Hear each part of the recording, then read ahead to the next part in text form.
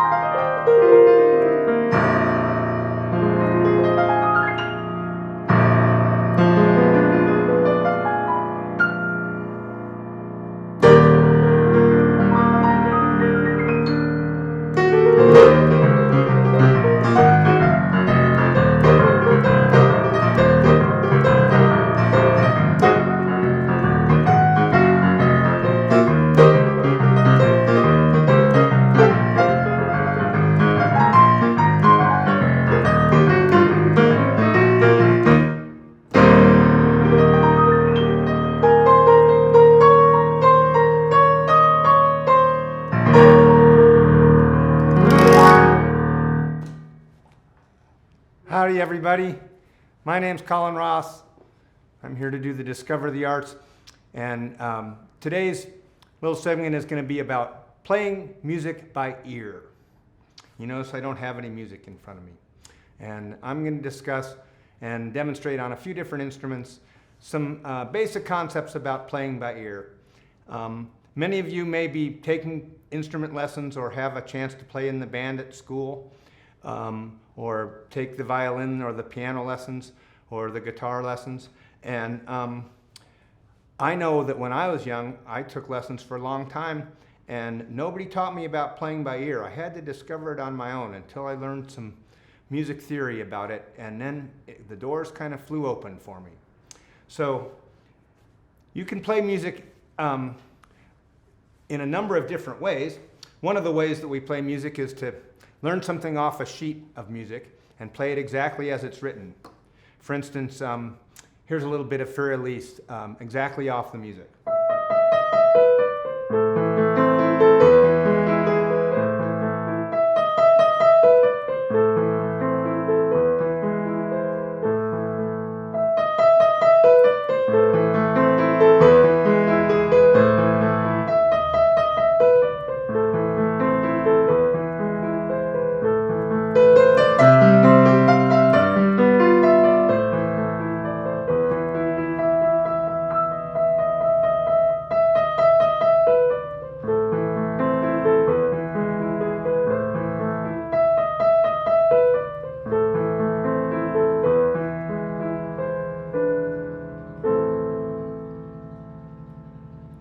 Well, that was a little excerpt of Beethoven, and I pretty much try and play the notes exactly as they are written every time I play that. Now, I don't always play it the same feeling every time I play it, but I try and play the exact same notes every time. And that's sort of like cooking a recipe right off the recipe and using the recipe very carefully every time. And then sometimes you may not have the right ingredients, or it may be a different kind of occasion. You may be watching the Super Bowl instead of having a fancy dinner party, and you want to cook a different way. And so maybe you take the recipe and you change it, or you don't follow the recipe at all because you only have certain ingredients in your refrigerator one day, and you just go in the refrigerator and take what's there and make something up.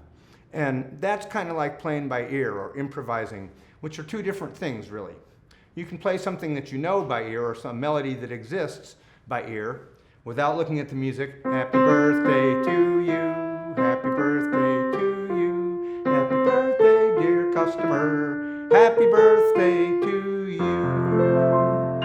Now we all know that that's how that melody goes. But I could also take and change that melody.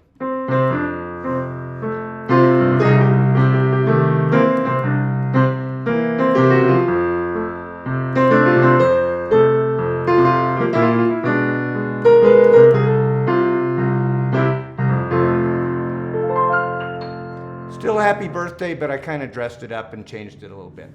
So this is my segment is going to be about playing music by ear. So one of the first things I'm going to talk to you guys about is how to learn all the notes on any keyboard. And I've taught this to lots of people, and once you're 5 years old, if you can tell black from white, and if you can count to 3 and 2, you can do this. So here's how we identify all the notes on a keyboard. There's groups of 3 black notes, and there's groups of 2. A group of 3, and a group of 2, and a group of 3, and a group of 2. 3, 2, 3, 2. Now this would be a group of 3, but it runs out. So in between the middle and the right-hand one of a group of 3 is A. So here's a group of 3, here's the middle and the right-hand one, here's A. Here's a group of 3, middle and right-hand one, here's A. So here's all A's. Remember, this would be a group of 3. So there's an A, there's a group of 3, A. Group of 3, A.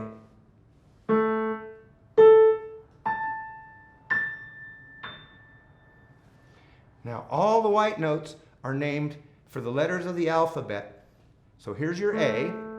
The next one's B, C, D, E, F, G, and then you're back to A. A, B, C, D, E, F, G, A. So I could point to any note on the keyboard and I could say, what note is this? And you'd go, well, let's see. Here's A, group of 3. In between the middle and right-hand one is A. A, B, C, D, E. So that's an F. A, B, C, D, E, F. And it's always in the same position. So now you know how to name all the white notes on the keyboard. You start with the A and you count up. Now sharp means the next note up. And it doesn't matter if it's black or white. So here's our A, and the next one up is A sharp. And here's B, and the next one up is B sharp. So that means B sharp is the same as C. And here's C, C sharp, D, D sharp, E, E sharp, which is the same as F. A, B, C, D, E, F. E, E sharp, same as F. F, F sharp, G, G sharp, and you're back to A. Flat means the next one down. So here's A flat, G, G flat, F, F flat, which is the same as E. E flat, D, D flat, C, C flat, which is the same as B. B flat, and you're back to A. So that's how you name all the notes on the keyboard. So you can see notes can have 2 names. This one can be either C sharp or it can be D flat. It's either the next one up from C or it's the next one down from D. So now you know how to name all the notes on the piano on any keyboard, and it works on any keyboard. For instance, if I take this little keyboard over here, my melodica, here's my A, here's B, C,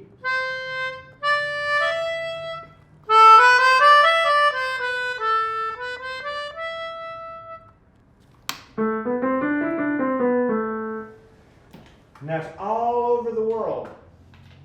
That's how keyboards work. Now the next thing that we learn about playing by ear is how to construct a scale.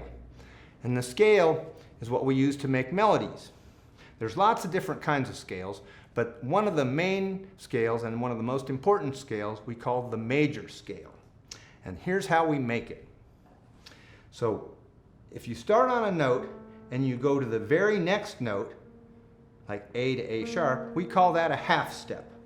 And if you skip one note, but only one note, and it doesn't matter if it's black or white, but if you skip one note, we call that a whole step. So here's A, and I'm skipping this one, so this is a whole step. So from here to here is a half step. From here to here is a whole step. From here to here is a half step. From here to here is a whole step. From this one to this one is a half step. But if I skip that, it's a whole step. So if you skip it, we call it a whole step. And if we don't, we call it a half step. So the way we make a major scale is we start on a note, and I'm going to start on A. I'm going to start on A, and we go whole step, half step, whole step, whole step, whole step, half step. So listen to it.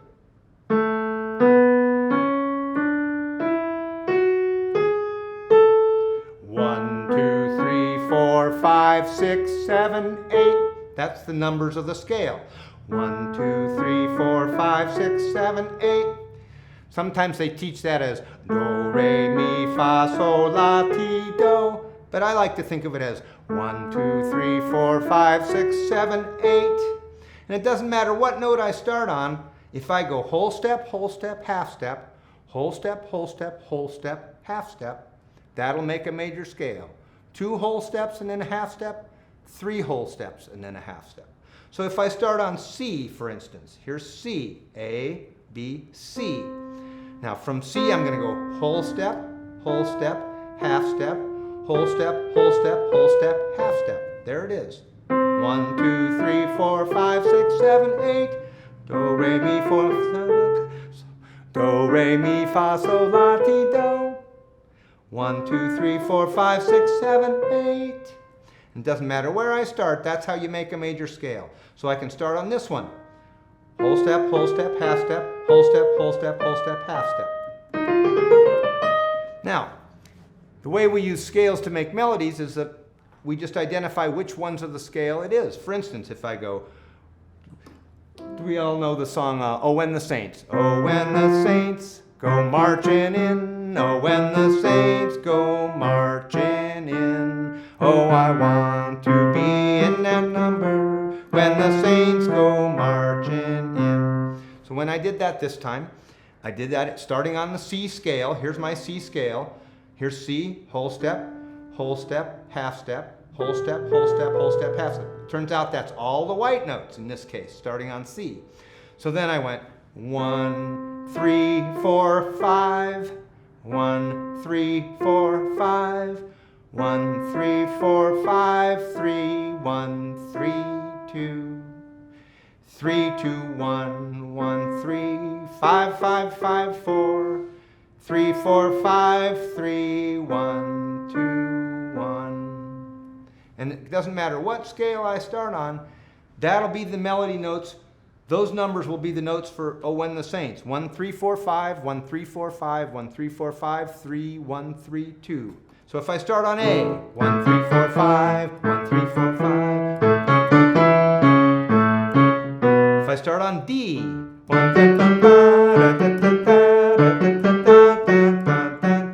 doesn't matter what instrument I start on, doesn't matter what note I play to start with, it's still going to be build the major scale and then 1, 3, 4, 5, 1, 3, 4, 5. So then another aspect of playing by ear, let me give another couple examples of finding the notes by numbers. Here's one we all know, a nursery rhyme.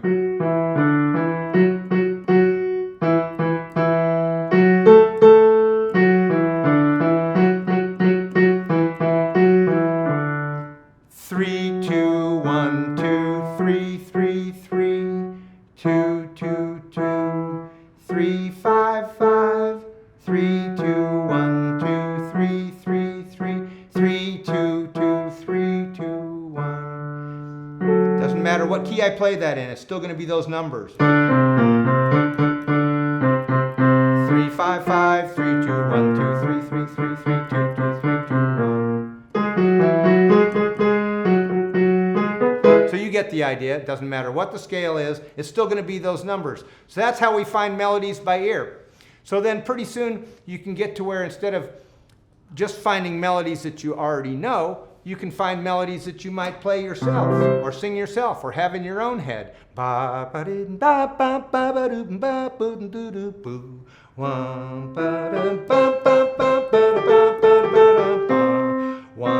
3, 5, 5, 8, 8, 6, 6, 5, 6, 5, 1.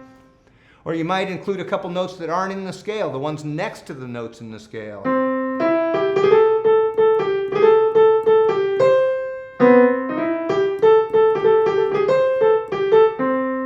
Or you might fill in between the notes of the scale, like on, let's say, Oh When the Saints, 1, 3, 4, 5, you might go 1, 3, 4, 1, and I went 3, 4, 5, the one in between 4 and 5 is,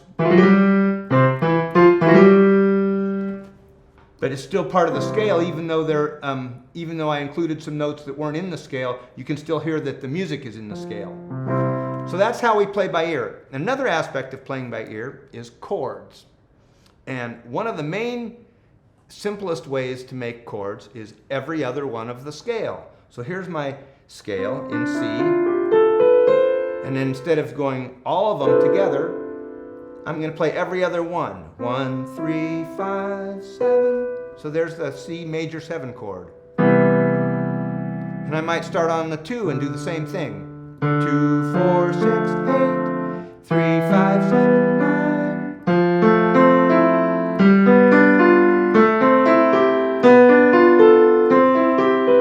So now I'm going to play a melody out of the scale with my right hand, and I'm going to play chords, every other one of that scale, with my left hand. 2, 3, 4, 1.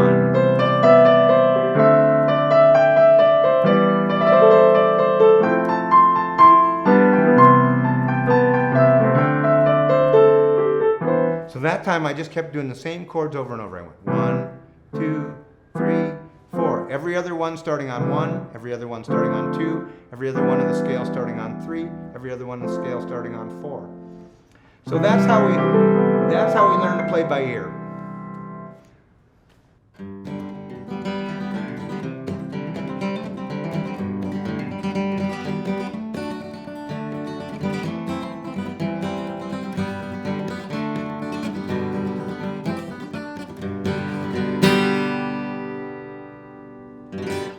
So the same concepts that work on the piano for playing by ear work on all kinds of instruments.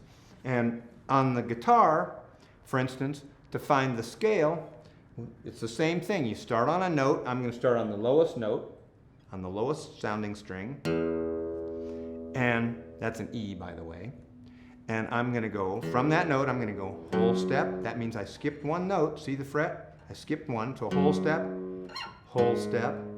half step, that's the next fret, whole step, whole step, whole step, half step. So there we go. 1, 2, 3, 4, 5, 6, 7, 8. Just like on the piano. Start on the note, and from the note you go. Whole step, half step, whole step, whole step, half step. And that's how you find the scale. And the chords are still made up of every other one of the scale. The way that's tuned, I have the guitar tuned now, this is the standard tuning. I can make this chord, and this is my E chord. And here's my 2 chord, here's my 3 chord, my 4 chord, my 5 chord, my 6 chord, my 7 chord, and my 8 chord, which is the same as the open chord. So it's the same concept of every other note of the scale, and those are the positions for it on guitar. Now, if you're on the guitar and you're so young, or your guitar is so bad that the strings are way up off the neck of the guitar, or you're just having a hard time pressing down hard enough to get the strings to go against the frets, there's a way around that. And you can just tune the whole guitar to that chord that I was just playing. In this case, I'm going to tune it to the E chord. So hear how that sounds, just the same as when I was doing this position on the other guitar. But now I just have it tuned to that. So that means here's my 1 chord, and here's my 2, 3, 4, 5. And I'm going to put this little slide on my finger so that I can just slide up and down.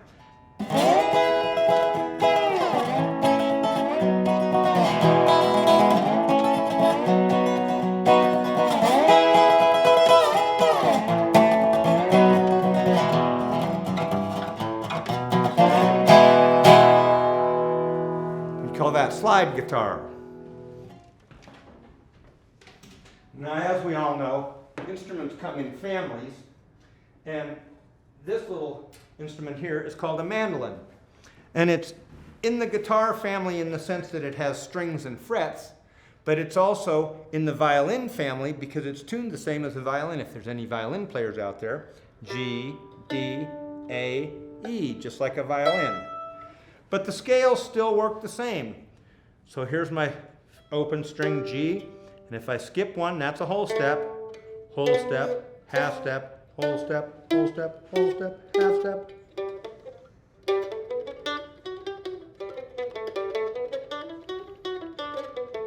So now I'm going to play a When the Saints.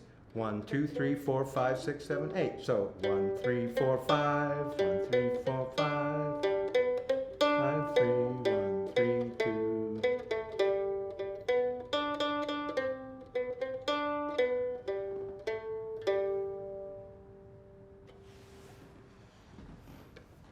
So last little batch of instruments that I want to demonstrate is the recorder family. And the idea here is that if you can play one of these, like the one that they teach you in school when you're in, I think, 4th or 5th grade around here, you can make the scale. Here's the scale, 1, 2, 3, 4, 5, 6, 7, 8.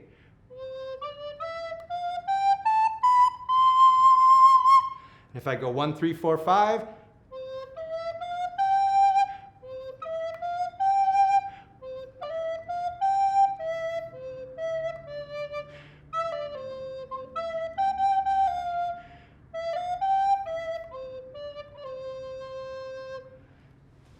and if you can play it on the little one, you can play it on the big one. It's the same thing, just fingers are a little bit farther apart.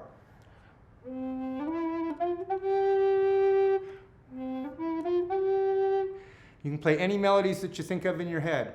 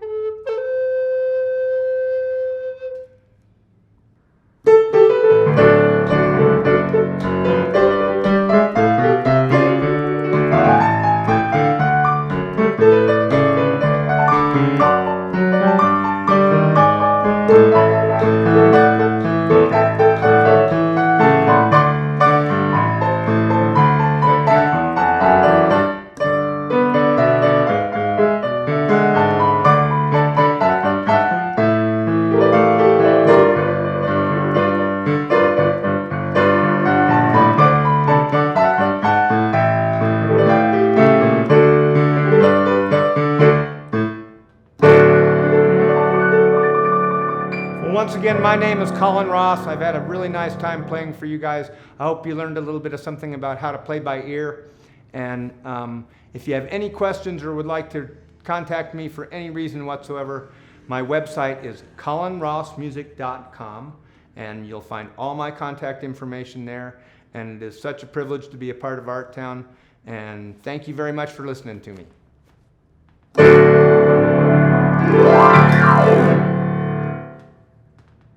Be sure to check out Discover Pop Art Piggy Banks if you haven't already. And now, a message from our sponsors. Discover the Arts is brought to you by Nevada Dairymen and Dairy Council of Nevada and Estelle J. Kelsey Foundation. Hi guys, what are you doing with all your loose change lately? Do you have a place to put it? Maybe we can learn how to make a piggy bank today? So today I am going to show you how to do a pop art inspired piggy bank out of using an old milk carton. It's gonna be fun, you're gonna love it. So today's workshop is inspired by an artist named Roy Lichtenstein. He was known for using inspiration off of comic strips. So he was using these bright, vibrant colors, big, loud, noisy fonts, and a thing called Ben-Day dots, which is what I'm gonna show you today.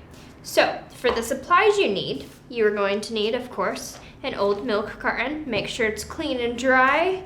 You're going to need a ruler, markers, paint if you have it. If you're using paint, you're going to need some Q-tips, and we're going to need a couple of colors of construction paper. I chose white, blue, and red. That is up to you though. Make sure you grab your scissors, make sure you grab your glue, and then also a staple to staple your carton right up top.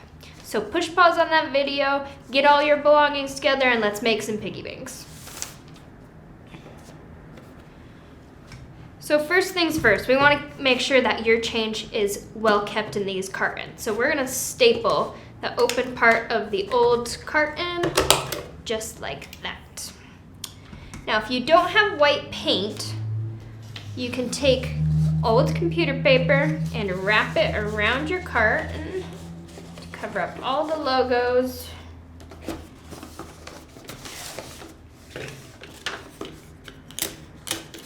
And then you can tape it off.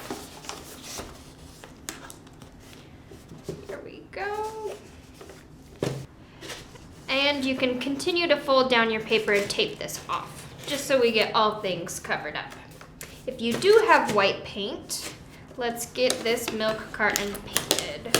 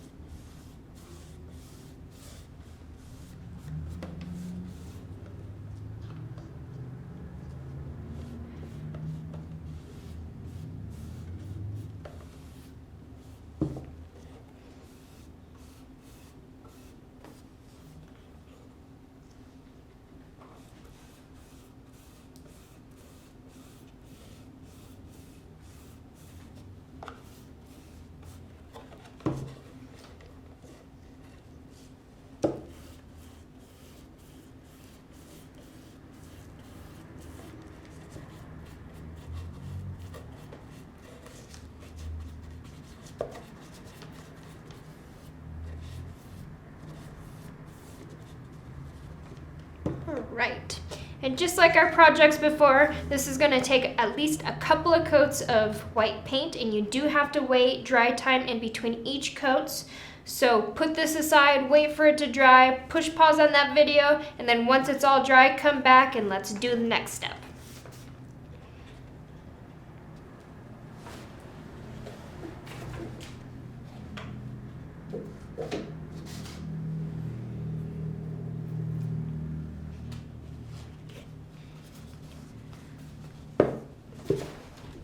Alrighty, so now we need to make a little coin slot so you can put all your coins into the bottom of this. So I'm going to take a quarter because that's going to be our biggest coin, measure that out, and that's about 1 inch. So I'm going to go right to the top of my milk container and draw a 1 inch mark so I know where to ask my parent to cut that little coin slot.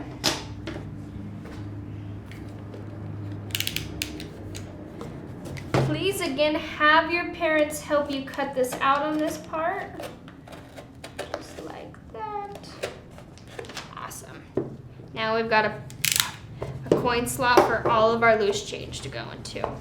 Now for the next step, if we're using paint, we are going to need 2 paint pods and Q-tips. Based off of Roy Lichtenstein's artwork, I am going to use red and blue because he used red and blue a lot. So I'm going to take a Q-tip and just barely dab in there. And we're going to start to make our bend-aid dots, just like that here.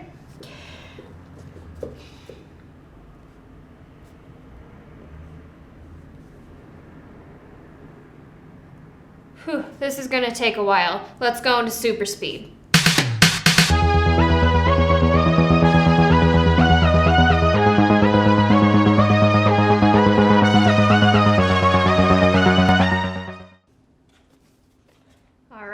There we go. Now if you don't have paint, you can do the exact same thing, just with markers. Alrighty, here we go again, super speed.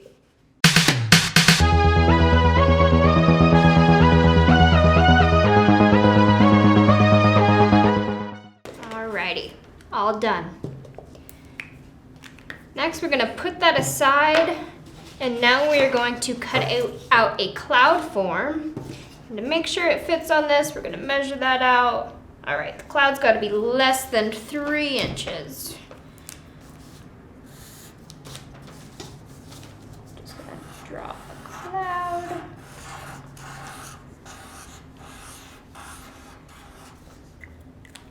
Cut that out.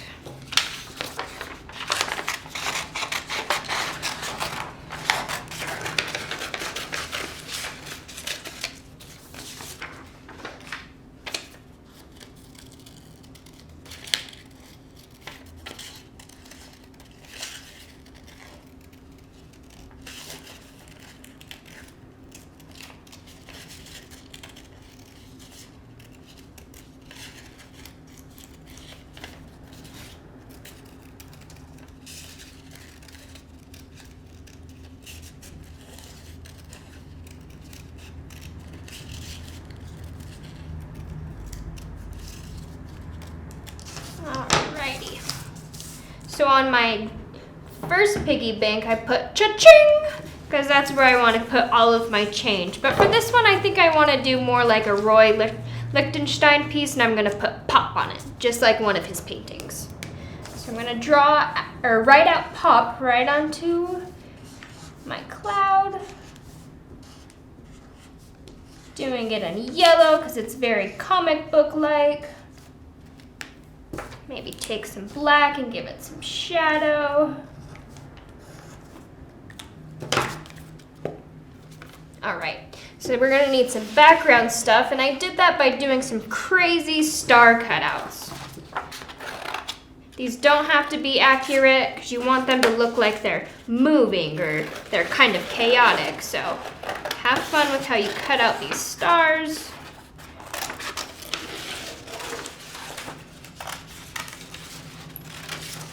just like that. And if that gets a little bit too challenging, you can also just cut out a bunch of triangles.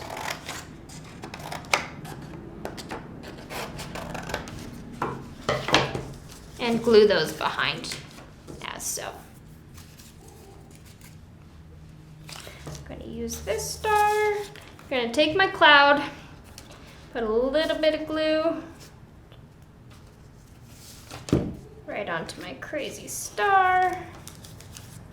Sweet.